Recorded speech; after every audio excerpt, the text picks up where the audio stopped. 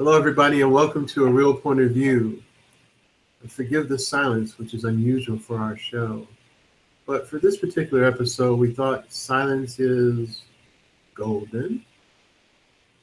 Creepy. Silence is creepy and mysterious. Silence is the shadows. Who knows what lurks in the shadows? Well, we know. Lots and lots of spies. Our show is about theme of spies, and we're going to talk about different videos and movies that have spies as the major theme. So, again, I'm Greg Morgan, your host here for A Real Point of View. I'm the movie guy, But are you? real movie guy. But are you? But am I? But are you? Am I? And am I lurking in the shadows? Well, you're pretty shadowy. Well,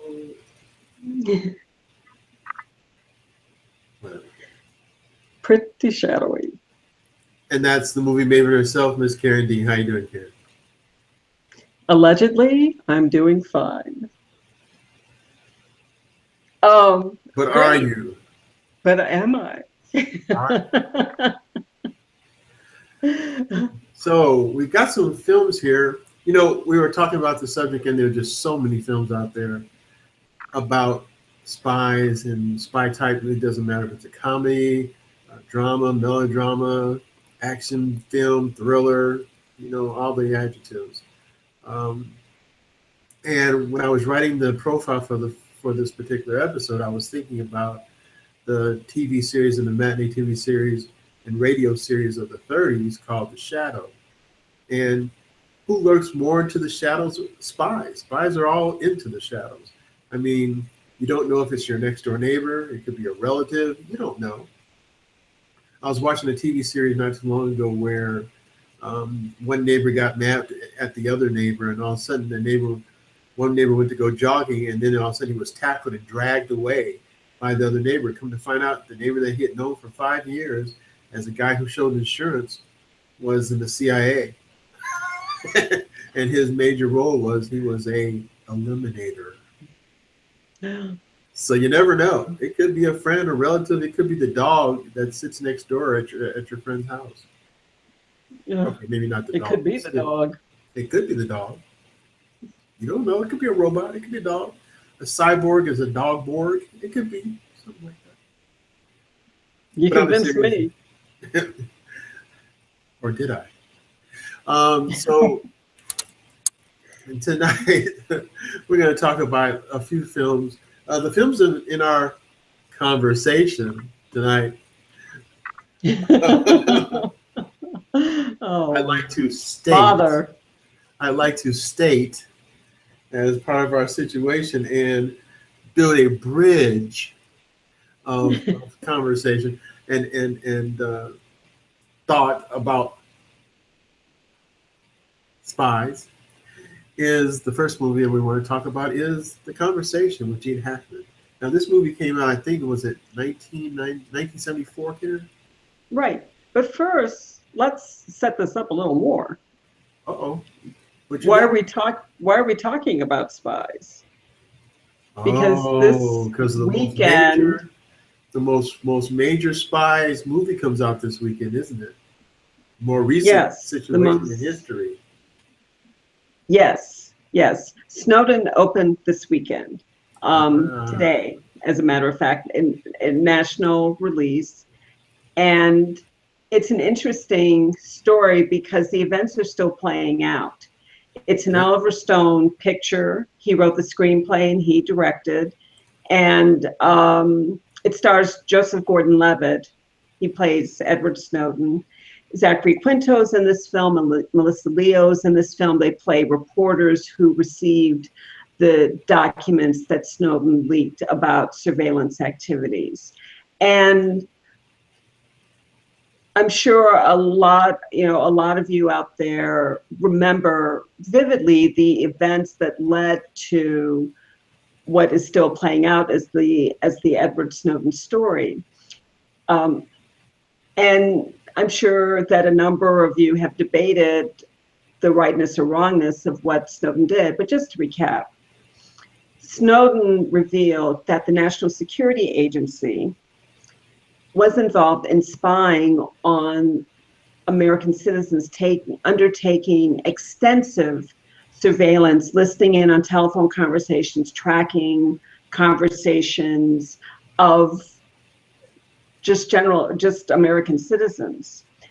Not because any people who were involved in the conversations had ever been suspected, let alone charged with any wrongdoing, but as just like a huge sweep in what has now come to be regarded as a misguided attempt to protect the nation from another terrorist attack like the ones that happened on September 11th, 2001.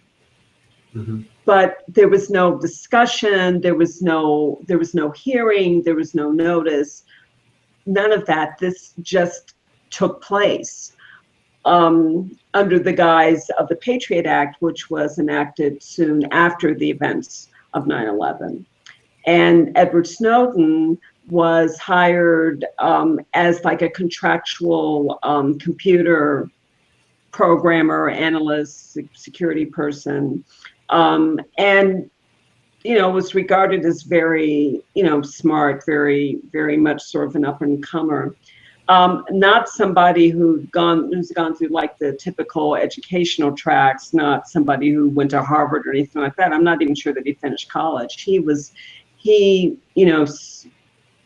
But you don't really need to do that to be a computer programmer. If you have the skills, and you need to be a hacker with math skills, and that's who he was. And that's who he is. So he was hired by the NSA to do this surveillance. And at least under the Oliver Stone story, under Oliver Stone's vision of the story, he becomes very concerned about the prospect of the possibility that the NSA is doing this extensive surveillance and just storing all this data, and with no indication as to how long it was being kept or what it would be used for, anything like that. And so he sort of hacks these classified emails and finds classified documents, and he leaks them to these journalists who break the story about this surveillance. And at first, I think there was a lot of disbelief that this was going on at all, and certainly a lot of concern which still exists, that the exposure of this activity would weaken our position vis-a-vis our enemies, especially enemies from the Middle East, but also weaken our position vis-a-vis North Korea, Russia, and Communist China. So I mean, certainly 3 years ago when this story broke, I think it was around 2013, or maybe it was like it was before 2013. It must have been like 2011, 2012, somewhere in there. But when that story broke, I mean, I think a lot of people just felt that Snowden was this huge traitor. Some years later, 4, 5, 6 years later, the picture's a lot murkier, and in that time, it's become evident that yes, the NSA was spying on American citizens that had never ever been implicated, accused, or ever suspected, let alone charged with any wrongdoing whatsoever, ordinary American citizens. Not sure what the purpose of that is, except that they could. And so the exposure or the revelation that this was going on is something that I think it has certainly changed our relationship to our government, for good or for ill. But I don't think any of us trust the government in quite the same way that we did before. Right. Before that. So anyway, that to say that we thought it would be really interesting to just sort of take a look at spying, but also looking at kind of surveillance as a movie subject, as a treatment in a couple of iconic films. and just sort of the gamesmanship and the backdoor machinations that seem to go on in the spy world, or at least what we imagine the spy world to be. So with that, that's why our first film is The Conversation. Now, The Conversation goes directly into someone who is actually in the process of trying to surveil a subject, and then gets caught up into something a little bit more than what he's bargained for when he's doing his surveillance. Comes across a plot. Now, obviously he's doing his surveillance. He's got information that he can't divulge to anybody but his superiors. And now he comes across something that's just as bad, even more heinous, that's about to occur. And so what does he do? Does he break his silence? Does he break his surveillance because of a possible motive to murder? What do you think about this film, Karen? This movie I thought was fascinating and really creepy. Really, really creepy. This film, like you said, Greg, was released in 1974. So we're talking about a 42-year-old film. Mm-hmm. And the themes that this film touches on are themes that are very much relevant today. People with a great deal of means who undertake surveillance of other people without their knowledge because they want to find out what these people are doing in ways in which they would never otherwise they would never find out. This movie, even though it's set in 1974, I think the cinematography of it still kind of translates to today's types of films, which I found very interesting. And let's look at who developed the film. It's Francis Ford Coppola, who also wrote the screenplay. Okay, and the screenplay was nominated for Golden Globes, Academy Awards. The picture was nominated for a Golden Globes, Academy Awards. Gene Hackman was nominated. This is a very well done film. And I think Francis Ford Coppola was very creative in how he began and how he approached this film. The opening scene is really interesting. It's an overhead shot, like that could be taken from a helicopter, for example, of this huge public square. And I think the square is in San Francisco. And you just see some people moving in and out of the frame, but you can't really focus on them because of the distance of the shot. But as the camera pans down, then you start noticing some things that look a little weird. Like there's a mime who is walking around, and he's kind of like annoying people by sort of mimicking them and like following them around. So you see him, and that looks a little weird. And then you see like a man walking around with like just a trench coat, but it's like, oh, is he? What's going on with him? But nothing, because he just moves out of the frame. And there are young couples, there are children, there's all kinds of people, and then you keep going down and down and down. And there's this couple who's having a conversation. The conversation's happening in a strange way because they're walking around the square. They're just walking around in circles in the square. They're under the impression that because they're in public and because they're constantly moving, that they can't be tracked. But there's a microphone. There's a person has some sort of contraption on which is mounted a microphone in a building several stories above. There's another person who's walking around with a set of headphones, but he's actually tracking them. And Gene Hackman is also in the frame, and he's tracking them too. And at one point, as the scene is unfolding, the mime sees Gene Hackman and starts mimicking him. And Gene Hackman is not having any of that. And the guy just kind of pretends that he's walking around like Gene Hackman. Gene Hackman doesn't want him anywhere near. So he moves away, and then the mime gets tired and moves on to somebody else. And you don't know if this mime is on the up and up or not. I don't know what's going on with the mime. So really interesting way to begin this movie, because you already, the scene just generates all these questions. And you don't even know what to ask, but you just know there's something really weird about how this is playing out, and it doesn't look right. And then you go, and that's what takes us into the film. So I think it was a brilliant beginning. Then you have this really intense character study of Gene Hackman. He's a surveillance operator. He's known as the best in the business.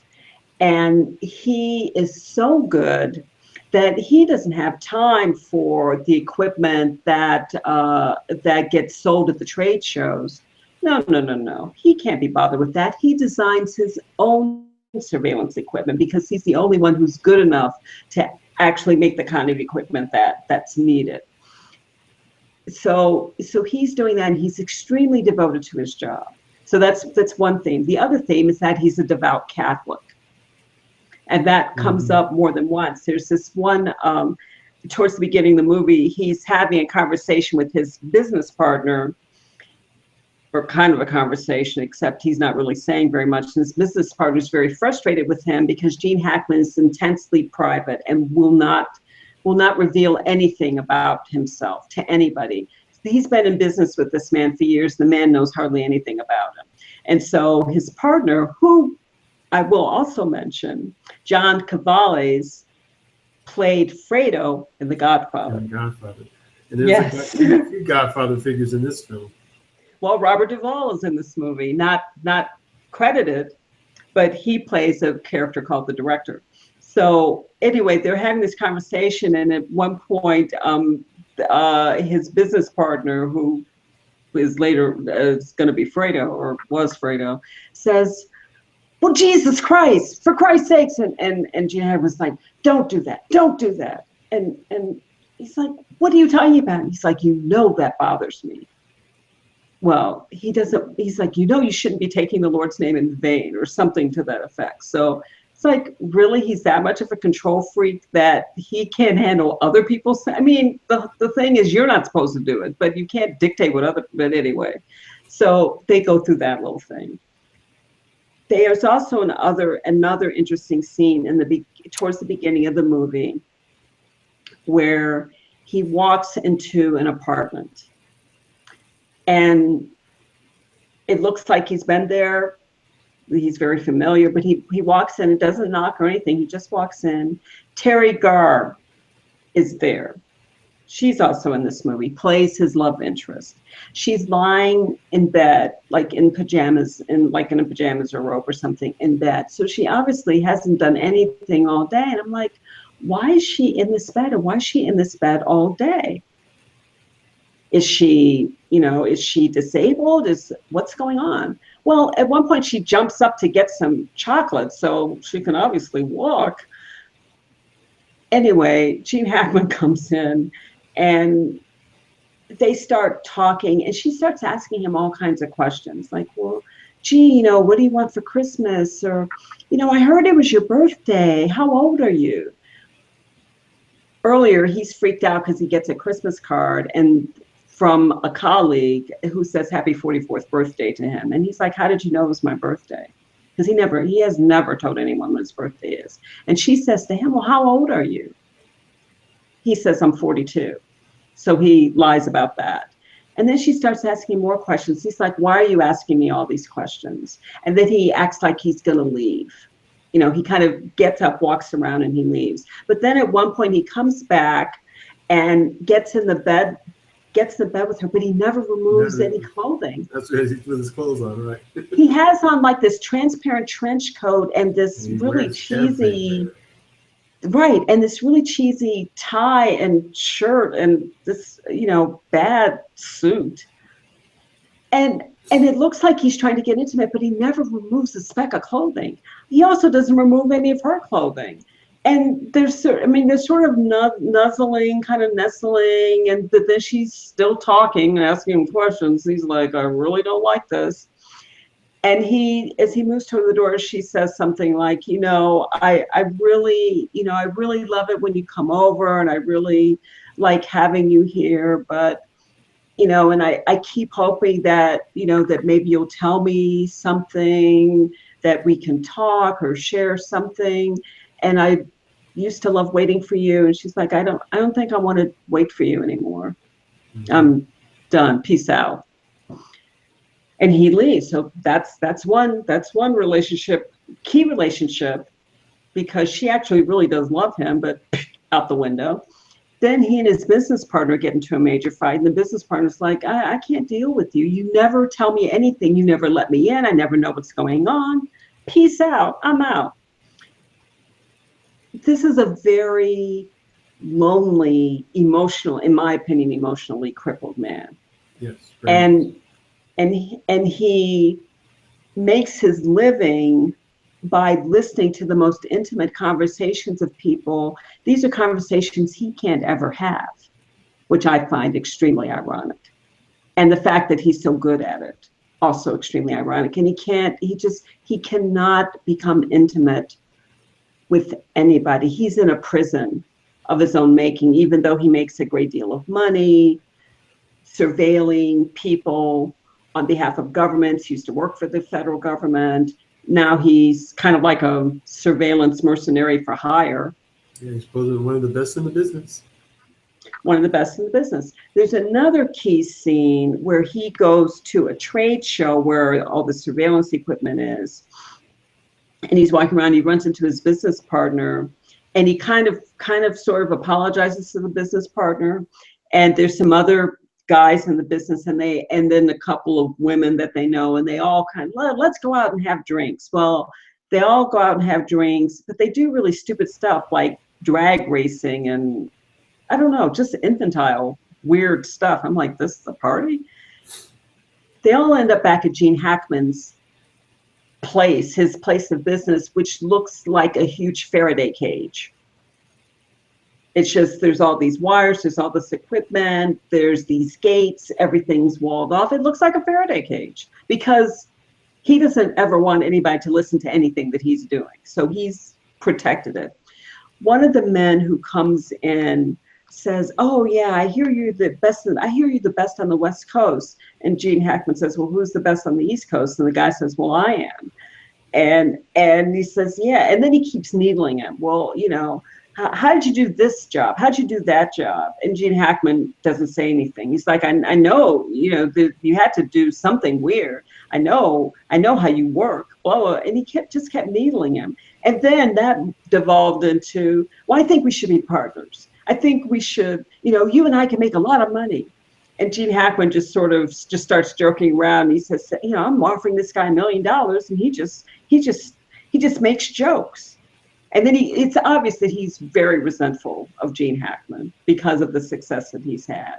Mm-hmm. And as a joke, he tapes the conversation that Gene Hackman has with one of the women who's there that they've picked up, because he lets himself be vulnerable for a moment, and he starts talking about the relationship he had with Terry Garr, never mentioning her by name. He just sort of mentions, gee, what would you do if you were in this situation and somebody wanted to be with you, but they never told you anything? Would you wait for them? Basically, would you do what Terry Garr did to me?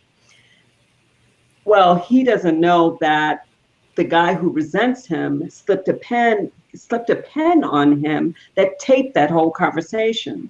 And so he starts playing it, and Gene Hackman just throws everybody out. And the guy's like, hey, it's a joke. What are you getting so all bent out of shape about? Well, it was like the wrong kind of joke. In the meantime, he's supposed to deliver the tapes of the conversations of this couple who's walking around the square to the director. And he is supposed to do it, but he only wants to give it to the director personally. Harrison Ford is in this picture as the assistant to the director, and he's very sinister. And remember, this was 1974, so this was pre Star Wars. And I think I remember reading about Harrison Ford. He worked as a carpenter, and that's how he got to know. That's how he got connected with Steven Spielberg. He was known in Hollywood as like a really terrific carpenter. And I think there was a period where he, had some acting work, and then there was a stretch where he wasn't getting in, and he was almost ready to hang it up when he got the Star Wars role. And I think that happened after the conversation. It was kind of like the conversation, and then there was this kind of very dry period of several years, and then he got Star Wars. So he plays a really sinister character, and it's really unusual to see him doing that, because there aren't very many movies where he's a sinister character. I can hardly think of any outside of this one, really. Other one, and it's more of a melodrama, really. Something where he loses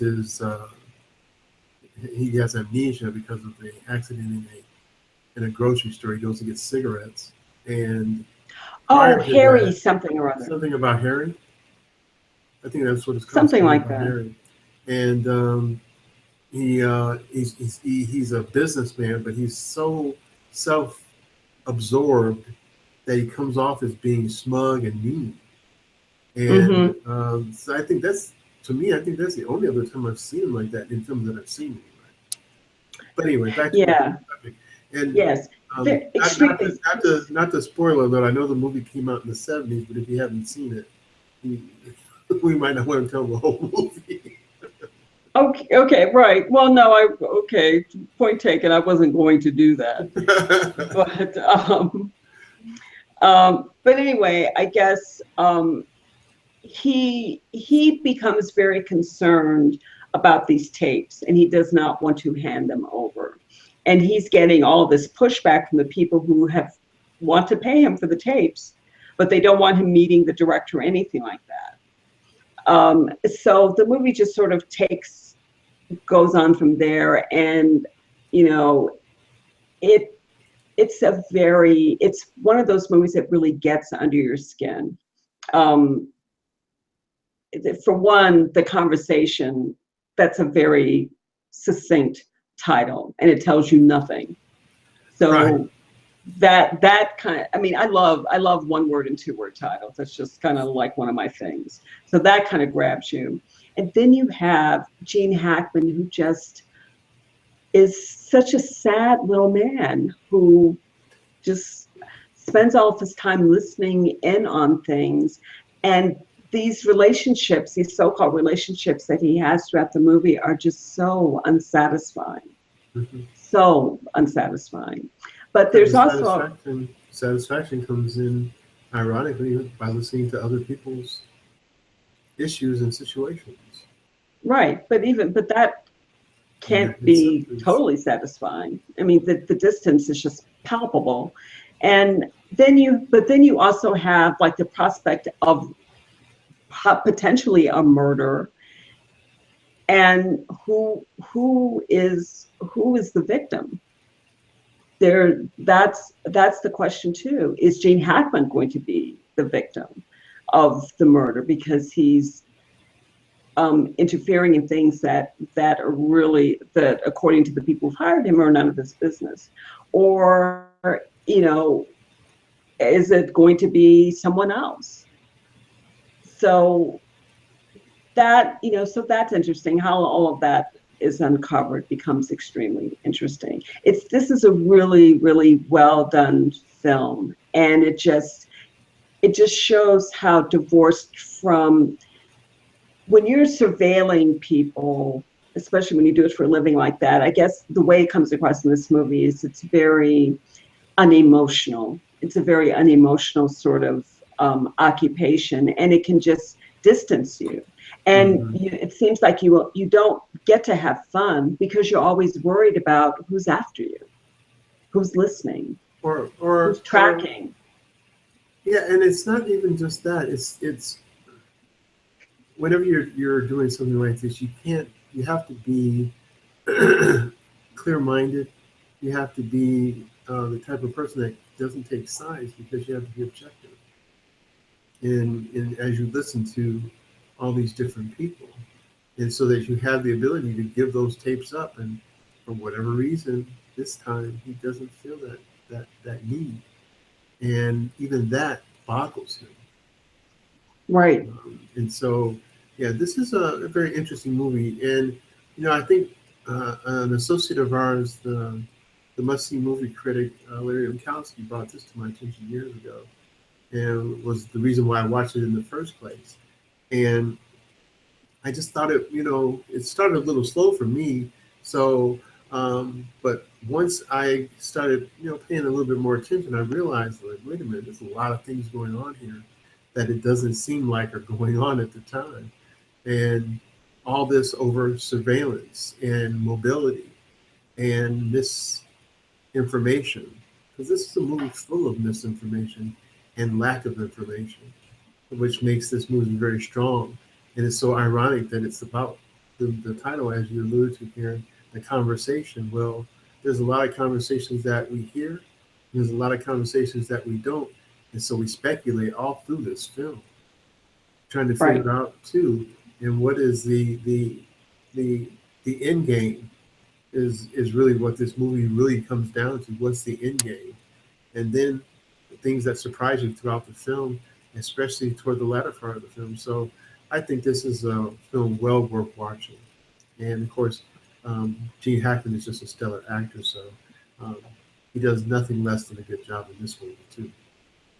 What the biggest irony of this film is how intensely Gene Hackman's character craves privacy.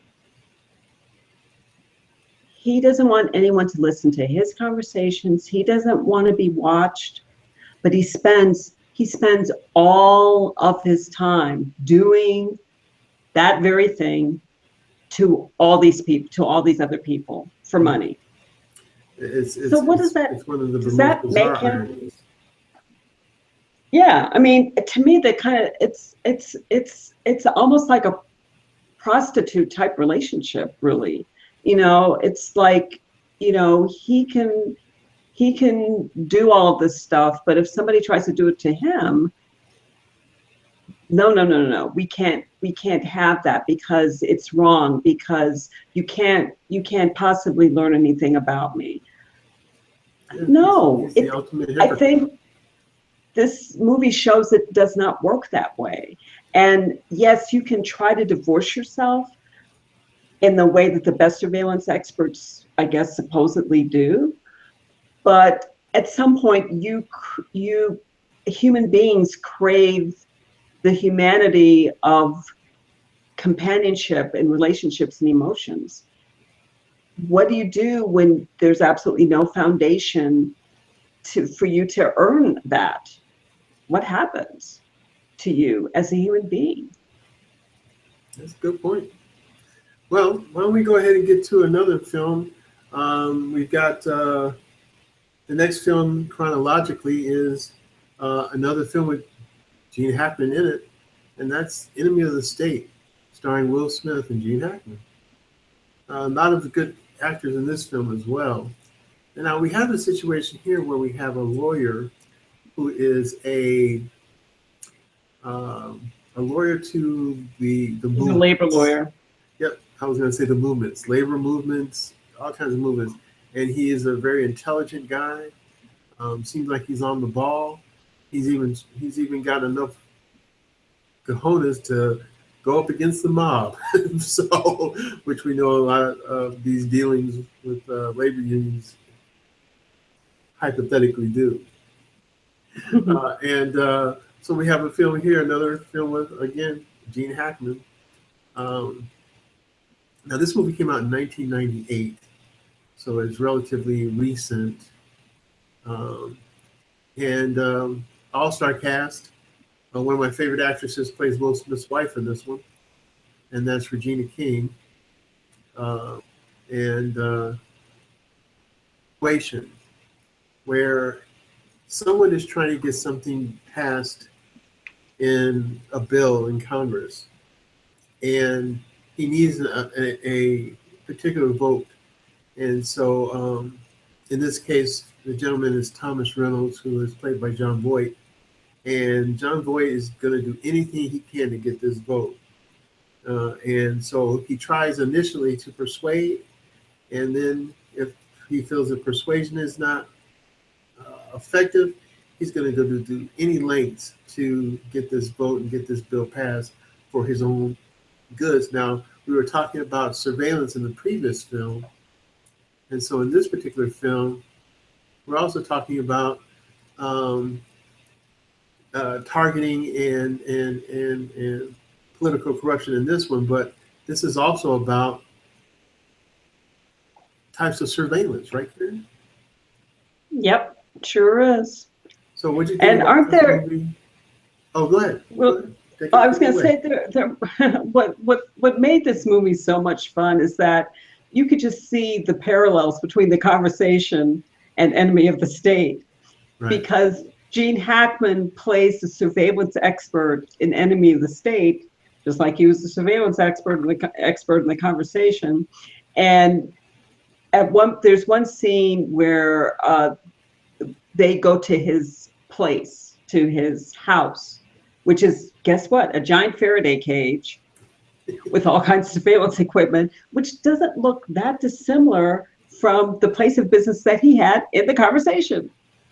Now, fortunately, they are two different people, so we get that straight. Well, they might be two different people, but guess what? There are a few conspiracy theories about that, because a number of critics, especially when Enemy of the State came out, theorized that Gene Hackman plays a character named Brill in Enemy of the State, and they theorized that Brill was really the Harry character. Yeah, I was gonna say his name is Harry Call. Yeah, they theorized that he was Harry Call gone underground and that he came back as Brill. Yeah. Because he would be like 24 years older. He would be like in his 60s. And so, yeah, so that's what happened. He went underground after the conversation, and he came back as Brill. Yeah, because, I mean, this is kind of crazy, but hey. So I don't know if I believe that, but I do find the parallels are really interesting.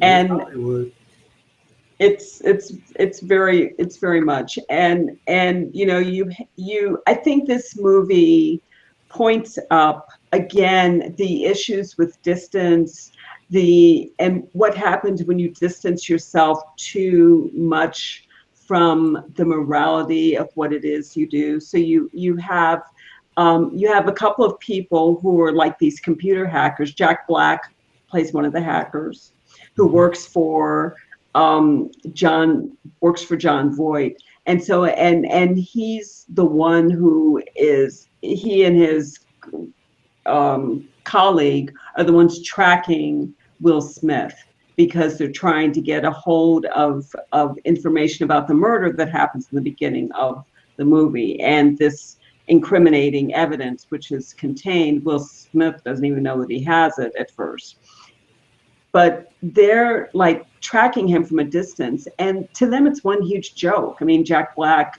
it's constantly cracking jokes about conversations that Will Smith is having. What's he doing in Victoria's Secret? Blah, blah, blah. It's all one big joke to him. But if somebody was doing that to him, he wouldn't view it as a joke at all, because it's not happening to him, and he's completely removed from the consequences of what he's doing. It's one big joke, and he comes across as really callous and just insensitive and really an ass, which is that's who Jack Black was playing in that movie. That's who that person was. So that I think, so that parallel got pointed up again the way it was in the conversation, and I think we also just have like a really interesting parallel to the modern day events of Snowden, which is why we began the show talking about Snowden, because the big question for this movie is what happens when the government has unlimited resources and decides to use them to track you. little old you, or your little old family, or your little old friends? What happens, and who stops them? Right. And we deal with this question right now because we have a special court in this country called the FISA court. And the request, the warrants that go out to surveil people, companies, whatever, go to the special FISA court. They don't go through the regular court system. There aren't any hearings or anything. The FISA court operates in secret. And for example, if the government wanted your records, what you accessed on the internet, they would go to, say your account was with Verizon, they would go to Verizon and ask for your records. Verizon is prohibited as a matter of law from telling you that they were asked. Verizon has to hand over those records, and they can't ever tell you that you were that your records were even queried. They're forbidden, and that's current law. So you have that kind of, you have a parallel type situation in Enemy of the State, because the enemy seems to be Will Smith, but it's not. The enemy, the state, is the state. That's the enemy. In the movie. What else? So as not to be overly political here, we are talking about the movies, but also. Are we really talking about the movies? I thought I was. Okay, well, good. The NSA is now completely comforted by your disavowal of any of their actions. With me. So anyway, but Snowden is about the NSA, and ironically, Enemy of the State is about the NSA, and of course, doing the parallels, now we're looking at, this movie was made in 1998. You know, before 9/11. Before all these things occurred. Mm-hmm. So it's just very interesting. But we've got a situation here where a lawyer gets accidentally involved in all this treachery and political corruption and murder, and you just get blamed for it. So what do you do when you get blamed for something? You got to figure out a way to get yourself an antidote or protection. And that's where Gene Hackman comes in. Once Will Smith actually does know that he's got something that's a hot potato. Now, the cool thing about this movie is Will Smith's not alone. He's got a family. He's got a family that, doesn't believe him when he says he's one place and he's really another, because they shouldn't, because he's lying. And he's got a wife who's, I think, would beat up the whole NSA by herself. In Regina King. So this movie, although it has its murkiness and its survival instincts, it has its whimsy. We won't say funny, but whimsy, because of the reactions that his wife has, and also the reactions of his former, we'll say his former relationship in Lisa Bonet. Old girlfriend. Yeah. So there are some things in this movie that you can, if you definitely not laugh, but maybe smile about, that are impact this particular film as well. And I actually like this movie too. This is a good one. I like this movie too. I mean, Regina King is sort of the voice of reason, and she's the one who sort of says, "Hey," at the beginning of the movie, she sort of says to Will Smith, you need to be careful, because there's the possibility that things could happen, or the government, things could happen in the government, or because of work you're doing, and we could end up being watched, or we could end up, people listening in. I mean, we're not immune from this. And he's like, "Oh, honey." And then before you know it, he's like, "Oh, honey." I know, like, honey. Oh my God. Yeah. And like, you also say, "I told you so," but I told you so. Exactly. And you also just have this exploration of what happens, why we fear the government so much, and that fear is in our DNA as a country, because this country was born on a fear of overreaching government. Because guess why we had the American Revolutionary War? One of the main reasons was that the people in this country felt that Big Bad Britain was completely overreaching and just was far too involved in the affairs in an unfair way. And the people in America wanted a say in what was going to happen to their destiny, and they didn't want to leave it all up to Britain. So that fear of overreaching government, the limited government that we have today, that's in our DNA. And part of the rationale for that is the fear of what can happen when a government decides to focus on you little person, you little speck in a world of 300 million people. When they bring all of the power to bear to focus on you, no good can ever come of that, because you can be smeared, you can lose your job. And people, I mean, in terms of like the issues with technology, people will rant and rave about Google knows too much about me, I'm not going to deal with them, or Apple knows too much, or whoever, my job knows too much, I don't want this hack, blah blah blah. No one has the power to do. I don't care what they know. Verizon will never put you in jail, not in and of themselves. Google will never put you in jail, but the government can. The government can smear you. The government, it's the government that has the power to completely take away your freedom, to take away your livelihood, to take away everything that you laughingly call your life. Mm-hmm. That's in our DNA. And that's why these movies are so compelling today. And I think they will be in years to come. I think you're right. Yeah, this is a good one. And again, moving on to our next film, because we're getting close to our time here. Now here's a movie that I thought was kind of interesting and quirky, and ironically, even with the depth of what was really happening in the film, it was kind of fun to watch. And that's the movie Bridge of Spies with Tom Hanks.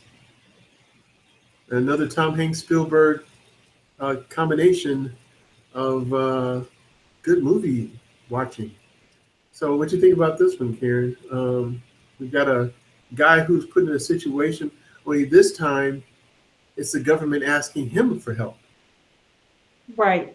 And yeah, I thought this was a very good movie. I really enjoyed it. I thought it was very well done, very well acted. What do you think of it? I enjoyed it. This is a story that was based off a true story. This actually happened.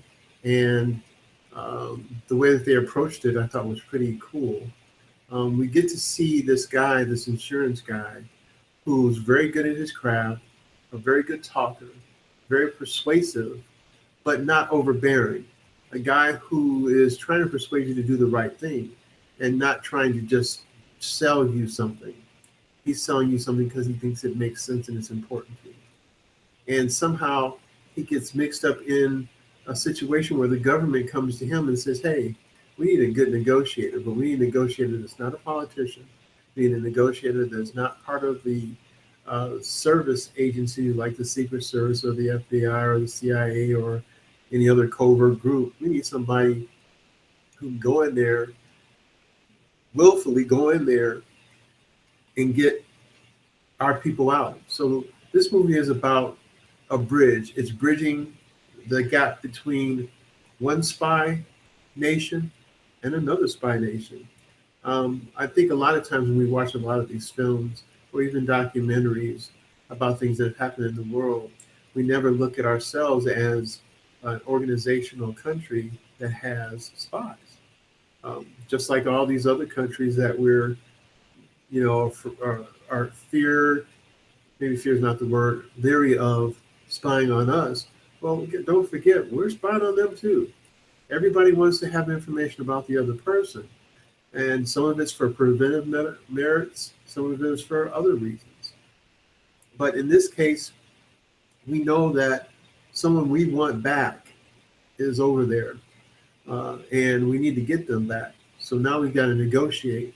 We've captured someone here in America who we know to be a known spy and have captured them and want to make a trade. But how do you make this trade if the other people don't want to trade? You've got to find someone who can negotiate it, figure it out, get it done, and yet not have the same kind of loyalties. And that's what this movie's about. We've got someone whose loyalty is to the country, but not to the government, in a sense of he's an agent of the government. He's an agent of the government only in that he's the person who's there to negotiate. He doesn't work for the government, and that's not who this guy is. This guy is a great negotiator. He talks plainly. He's very intelligent, highly intelligent, and now he's going to do something for his country that he never ever dreamed or even thought of, or even was even in the lines of ever doing. But yet, this quote unquote common guy goes out there to pull off what some people would think is the impossible. And that's a cool premise for a movie. That's why I enjoyed this one. I got to see all that, and yet also enjoy the fact that here's a guy who's put in this crazy situation and still has a sense of humor. Yeah, he did. I thought it was very well done too. I thought it was very well acted. The guy who played the spy, I thought, was quite good. The guy who played the Russian spy in the movie. And he was, in fact, nominated for an Academy Award for Best Supporting Actor. I think he might have even won it. Yes, I think he did win it. Yeah, very good actor. And it was a well-written film, too, I think. And the dialogue was really good. And he performed his dialogue so well. It was very convincing. I thought we should have liked it, too. Yeah, this was a very good movie. It's definitely worthwhile putting in or mention. It definitely deserves a mention. So, is there any other films out there that you liked that you thought might be worth mentioning, Karen? There's so many spy movies. There are lots of them out there. I mean, I focused on these three. But I mean, there are like countless spy movies out there, like you said at the beginning. So there, I don't know where else to go from here except for the three that we talked about. Well, I do want to put one in there that in the midst of our discussing the films and trying to figure out ones to actually focus on, I thought I had an added one to our assignment, and I ended up watching this one by mistake, but only by watching it out of turn in a sense. It wasn't a mistake watching it. It was actually a really good film. And this is another one that's in the mid 70s. I think this is 1975, I think. And it's 3 Days of the Condor with Robert Redford and I don't know why I can't think of her name right now. Faye Dunaway. Thank you, Karen. Appreciate it. Faye Dunaway, yeah. This was a pretty good, and Cliff Robertson. This is a really good film, and it too is talking about our government trying to find out about if people are sending spy messages through literature, and the people who do that for the CIA. And what happens in this situation, this historical literary society, which is the ruse name for the actual CIA location. These are a bunch of bookworms who are doing their best to try to decipher, and something goes terribly wrong, and Robert Redford is spared the fate of his colleagues who were all killed, massacred, because of something that he sent in hopes that the government would look at that he thought was an anomaly. And we find out that the anomaly was the CIA having a group inside the CIA. So it was the CIA inside the CIA who was being covert and trying to do some underhanded things. And they were trying to get to him and also kill anyone associated with him. So this is a really tough movie for him to survive and see all his friends killed. So this is a pretty good movie, him trying to save himself, come in from the code, as it were. But now he can't trust anybody because now he suspects that maybe it's an inside job. So this is a pretty good film too. I think if anyone gets an opportunity to watch this movie, I think it's well worth the watch. I like that movie. I like this movie too. I mean, it's not that much fun. I mean, there's nothing. It's chilling to watch, but especially the beginning of the movie. But it's still, it's very good. Yeah. I agree. Yeah. Well, that kind of puts us closer to our time. So if you ever get an opportunity, ladies and gentlemen, you want to get out to see any of the films that we mentioned, it will be worth your time and effort to do so. And you're seeing a lot of these classically good actors earning their salt, because it's each of these films very good performances, and it will keep you interested, believe me. Oh, well, I want to thank Karen, the movie maker, for hanging out again this week, and we'll hopefully come back to you next week with some more films and a different theme that hopefully you'll be able to gain a few movies to see on your weekends, ladies and gentlemen. Thanks again for hanging out with us here on A Real Point of View, and join us again, and go to our YouTube channel and check out some of our previous archive shows, and find some more movies that hopefully will thrill you, excite you, and take you on a journey. Thanks again, Movie Maven. All right. Thank you, Greg. And everybody out there, take care and see you at the movies.